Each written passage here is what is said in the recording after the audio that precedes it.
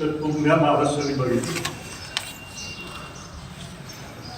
आज मी तुमच्या समोर आलोय कारण दादांचं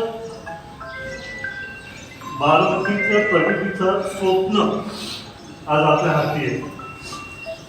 त्याच्यासाठी आपल्याला सर्वांना, सगळ्याच आपल्या कुटुंबाला, जरी बारामतीत नसतील त्यांना आपलं कुटुंब म्हणून, दादाचं कुटुंब म्हणून 23 तारखेला बोलून जास्तीत जास्त मतदान कसं करावं त्याचा प्रयत्न करायला पाहिजे.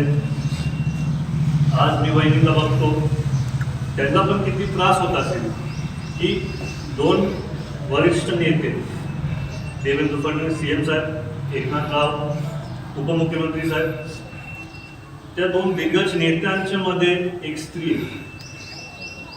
पण तरी डोळ्यात न पाणी ठेवतात वहिनी जसं दादा काम करतात तसं वहिनी काम करत आले. दादांनी एक खूप मोठी यादी तयार केली, एवढा निधी उपलब्ध केला आहे, भरपूर रस्त्यांचे काम होणार आहेत.